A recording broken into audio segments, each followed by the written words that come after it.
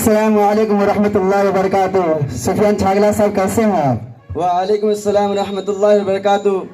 ارے ملا جی ہماری تو موج آ رہی ہے اور سنائیے کیسے جی رہے ہو؟ ارے ملا جی یہ کیا دو کوڑی کا لباس پہن رکھا ہے؟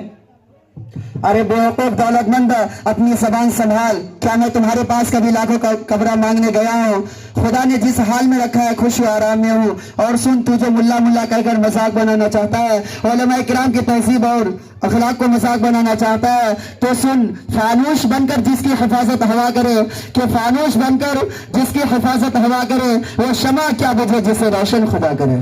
واہ ملا جی واہ، کیا شاعری کرتے ہو. کیا رمضان کے مہینے میں ہم لوگوں کے پاس مسجد اور مدرسے کے لیے چندہ لینے نہیں آتے؟ جو حقیقت ہے وہی تو کہہ رہا ہوں. تم لوگوں کی حیثیت ہی کیا ہے رسید اٹھائے چلے چندہ مانگنے کے لیے؟ مجھے تو بہت افسوس ہو رہا ہے تمہاری جاہلیت پر. پہلے میں سمجھتا تھا کہ تم بہت مغرور ہو، لیکن آج مجھے پتا چلا کہ تم بہت بڑے جاہل بھی ہو.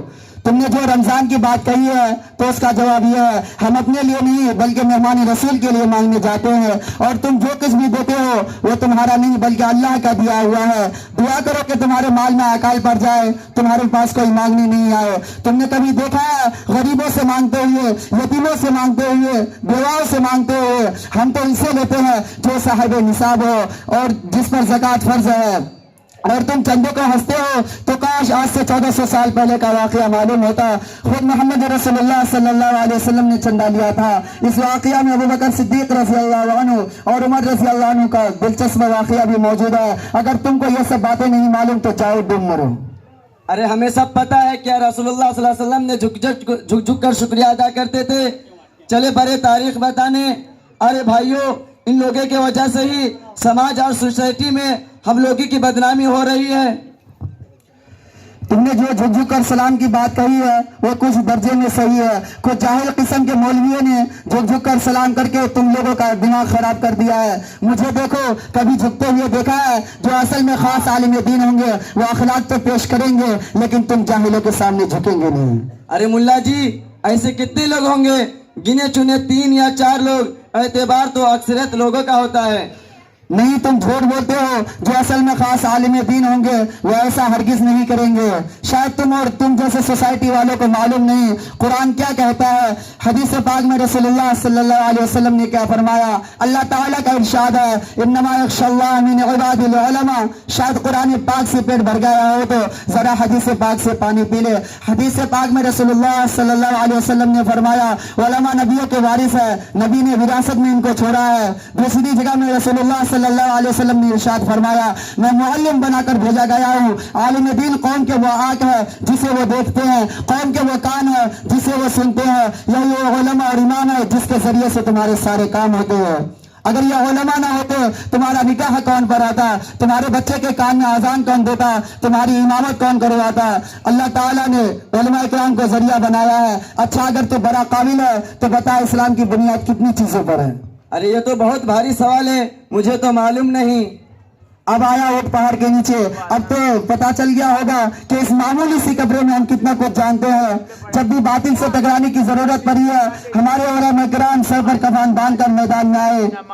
جب انگریز ہندوستان میں آیا ان کے مقابلے میں ہمارے علماء کرام میدان میں آئے. مولانا حسین احمد مدنی، مولانا ابوالکلام آزاد، شیخ الہند اور علامہ نور شاہ کشمیری رحمت اللہ علیہ میدان میں آئے.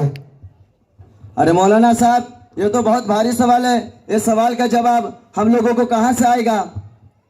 یہ آپ لوگوں کے ساتھ کون ہے؟ یہ ہمارے دوست ہے فیضان پاشا صاحب جو امریکہ میں رہتے ہیں، اچھے بزنس مین ہیں. کیا میں ان سے کچھ سوال پوچھ سکتا ہوں؟ کیوں نہیں. بتائیے غسل میں کتنے فرض ہے؟ ارے ملا جی مجھے بالکل جاہل ہی سمجھ رکھا ہے کیا؟ غسل میں 10 فرائض ہے.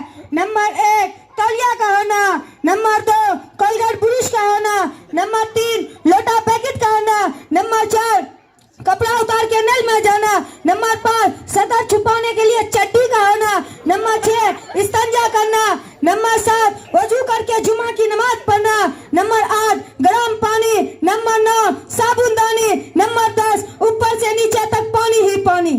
واہ پاشا صاحب واہ. بھائی صاحب ذرا تم بھی اپنا نام بتاؤ. میرا نام عادل پاشا صاحب ہے. अच्छा आप मुसलमान हैं तो बताओ नमाज में कितने फर्ज हैं? अरे मौलाना साहब, मैं तो नमाज बहुत पाबंदी से पढ़ता हूँ। इस सवाल का जवाब मेरे लिए कुछ भी नहीं है। नंबर 1 जुमा की नमाज, नंबर 2 ईद की नमाज, नंबर 3 बकरीद की नमाज, नंबर 4 जनाजा की नमाज, नंबर 5 शब बद्र और शब करात की नमाज। वाह पाशा साहब वाह, कितनी अफसोस की बात है, अपने आप को मुसलमान कहते हो, उलमाए किराम को बुरा भला कहते हो और उनको हकीर समझते हो और आपको दीनी बुनियादी चीज नहीं मालूम। ये देखो मेरे साथ मदारिस के छोटे बच्चे हैं, दीन के बारे में इनसे जो चाहे मालूम कर सकते हो। तुमको ये छोटे बच्चों से यह अंदाजा हो जाएगा जिन उलमाए किराम को तुम हकीर समझते हो उनकी क्या शान होती है। बच्चों, मुझे तो कुछ खास आता नहीं, तुम ही बता दो कि तुमने अपने उस्ताद से क्या सीखा है। चाचा जान, आपको मालूम होना चाहिए कि इस्लाम की बुनियाद 5 चीजों पर है। नंबर 1 कलमा, नंबर 2 नमाज, नंबर 3 ज़कात, नंबर 4 रोजा, नंबर 5 हज। मुझे तो बहुत अफसोस हो रहा है कि दुनिया में ऐसे भी लोग हैं जिनको गुस्ल के फराइज नहीं न मालूम। सुनो मैं बताता हूँ, गुस्ल में 3 फर्ज है। नंबर 1 गरारा करना, अगर रोजे से हो तो कुल्ली करना। नंबर 2 नाक के नर्म हड्डी तक पानी पहुंचाना। नंबर 3 पूरे बदन पर इस तरह पानी बहाना के एक बाल के बराबर भी कोई सी जगह सूखी ना रहे। अच्छा बेटा, तुम बताओ कि इंसान मरने के बाद दोबारा जिंदा किया जाएगा? जी हाँ चचा जान, इंसान मरने के बाद दोबारा जिंदा किया जाएगा और हिसाब किताब भी होगा और नेक लोगों को उनके नेकी के बदले जन्नत मिलेगी और बुरे लोगों को उनके बुरे के बदले जहन्नम की आग में घसीट कर डाल दिया जाएगा। तुमने देखा ये छोटे छोटे बच्चे कितने कमाल के हैं, जब ये बड़े होंगे दीन और समाज के लिए कितने करामत साबित होंगे। मौलाना साहब, आज मुझे एहसास हो गया है कि हम कितनी बड़ी गलती पर हैं। आज के बाद आज आपको गवाह बनाकर अल्लाह के सामने तौबा करता हूँ। आज के बाद कभी भी उलमा को हकीर नहीं समझूंगा, बल्कि उनकी इज्जत करूंगा और अपने बच्चों को भी आलिम दीन बनाऊंगा ताकि मेरे बच्चे भी कौम की खिदमत कर सकें। याद रखो, अगर आज ये उलमा मदारिस मकातिब ना होते तो तुम और तुम्हारे बच्चे इस्लाम से फिर जाते और तुम्हें और तुम्हारे बच्चे को ये भी ना मालूम होता कि मुसलमान किसे कहते हैं और इस्लाम क्या होता है। अस्सलामु अलैकुम वरहमतुल्लाहि वबरकातुहू। वालेकुम अस्सलाम वरहमतुल्लाहि वबरकातुहू। माशाअल्लाह, बहुत खूब।